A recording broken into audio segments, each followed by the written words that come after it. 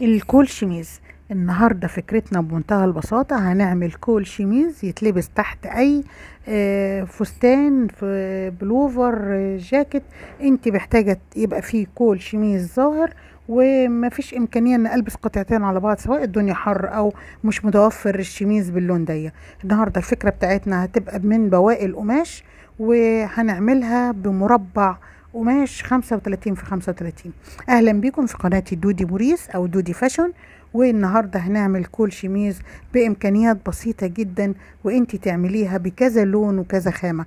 ممكن كمان تتعمل بخامات سواريه، وتتلبس تحت اي فستان اسود او اي لون معاكي، لون ساده، ويبقى الكولا بس اللي هي من السواريه او الكافيار او اي حاجه، وهتديكي تغيير وشكل جديد جدا. النهاردة فكرتنا بمنتهى البساطة، مشروع مربح جدا من بواقي القماش اللي انتي ممكن تستغني عنها. شايفين في الصورة الكولا دي، اي حد هيشوفها هيقول ان هو ده شميز لابسينه تحت البلوفر او تحت الجاكيت او اي حاجة ظاهرة بالمنظر ده. تمام، احنا هنا هنعمل الطريقة بتاعتنا او الفكرة بتاعتنا هنتعلمها مع بعض. دي سلسلة تتعلم هنبدأها مع بعض بفقرات بسيطة وسهلة. اول حاجة بنجيب القماش بتاعنا ايا كان لونه او خامته او كده. الخامة بتاعتنا هنطبق مربع 35 في 35، وهنقص القماش اللي باقي. القطعة بتاعت القماش دي ممكن تعمل معانا 2 كول شميز، ولكن انا هعمل واحدة معاك النهاردة اطبقها، وانتي تطبقي بعد كده على كذا لون وكذا قماشة. هنعمل المربع نطبقه الاتنين اللي هيبقى مثلث، وهنقسمه على 2 مرة تاني. تمام، بنفس الصورة كده. وهاجي هقص بالمقص 7 سنتي حسب طول الكول اللي انت عايزاه، من 7 ل10، ما تزوديش اكتر من كده. تمام، وهنيجي بمنتهى البساطة ادي الشكل قدامنا بنفس الطريقة. هناخد بالمكنة داير ما يدور المثلث بتاعنا. هبتدي اعمل خياطة للجزء اللي انا قصيته اللي هو طول الكول اللي انا عايزاه كده. بنزل لحد نهاية القص اللي انا قصاه، واخد غرزتين ابرة مش اكتر من كده، عشان تساعد معايا ان انا اعمل المثلث اللي انا هفتحه ده بالمقص عشان يريح معايا الكول. كده قفلت الجزء بتاع الكولة. تمام، اتبت عليه، وبعد كده اخد خياطة اقفل بيها اطراف المثلث بتاعي.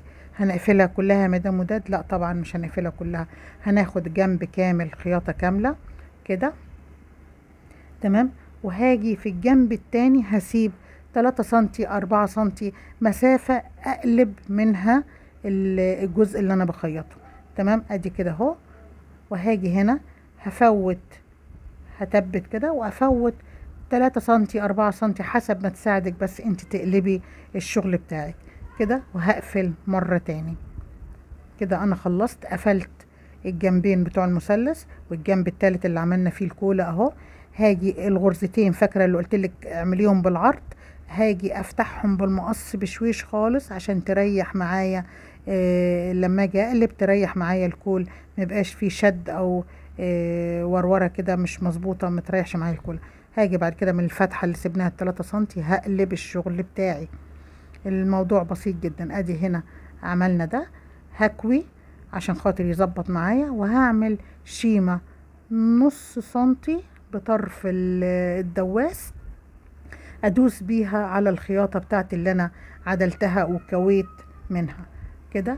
هاخد شيمة لحد نهاية الشغل بتاعي كده. طبعا لما هتكوي هتظبطي، بدوس على كل الداير بتاع المثلث بتاعي اهو، حتى اطراف الكولا اللي احنا عملناها نفس الغرزتين اللي خدتهم بالعرض باخدهم مرة تاني برضو. كل ده بيساعدك الشغل يبقى معدول ومظبط معاكي. تمام، واي حاجة بتكوي بتريح معاكي. الخياطة مكوى، كل ما تظبطي خياطتك بالمكوى هتظبط معاكي. ادي الشكل بتاعنا اهو. هاجي بعد كده الاطراف اللي انا عملتها ادي الكول بتاعي كده، وهقلب الاطراف من الناحية التانية، سواء اعملها بزرار او بكبشة او اي حاجة. ده المنظر بتاعي تحت البلوفر او تحت البلوزة او تحت الجاكيت الكول شميز. ممكن احط زرارين، احط دبوس، احط اي منظر. انت نوعي وشكلي، لان دي حاجة بتاعتك انت بتختاري فيها اللي انت عايزاه. ادي المنظر بتاعنا اللي احنا اشتغلناه، شوفوا الشكل حلو ازاي. وادي ممكن بلون سادة احطه مع لون منقوش. ممكن اطراف الكول ده اعملها بدانتيل. شكلي فيه زي ما انت عايزة. اهم حاجة ان انت ابدعي. البواقي بتاعت القماش دي اعملي حاجة فيها ابداع ليكي وحاجة مميزة، وممكن تبقى ماركة انت تشتغليها وتوزعيها على السوق وتتباع. ممكن تنوعي فيها اشكال كتيرة. هنا طرف المثلث بدخله جوه الكولة طبعا عشان يبقى بالمنظر ده.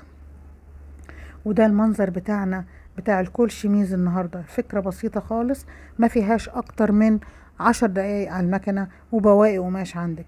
تمام. طب انت حابة تعملي الفكرة دي على اسورة؟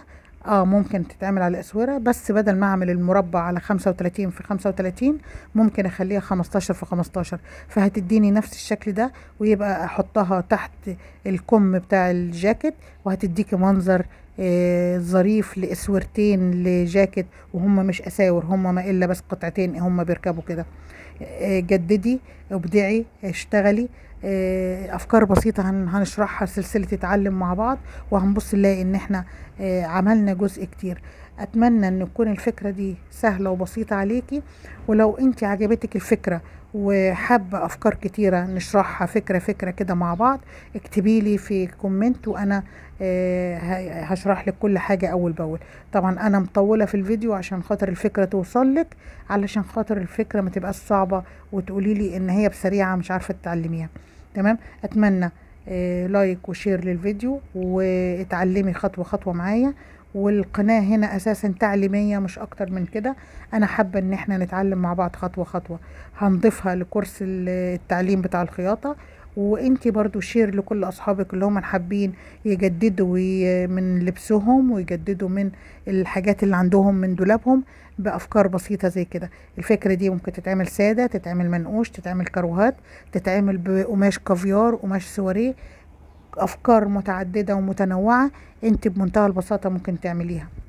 ولو في اي فكرة عندك انت حابة نتعلمها مع بعض، ابعتيلي الصورة بتاعتها، وانا هتواصل معاكي اول باول، وهعملها لك في فيديو وهنشرحها مع بعض.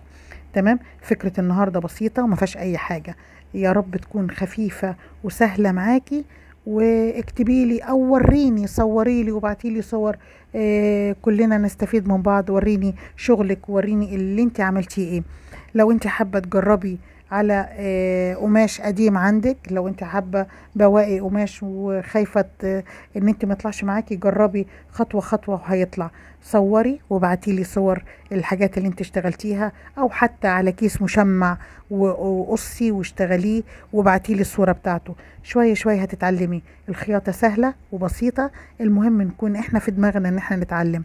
معايا خطوة خطوة مع دودي فاشون هيبقى الخياطة سهلة جدا، وهنتعلم الفينش، وهنتعلم كل حاجة في الخياطة ببساطة.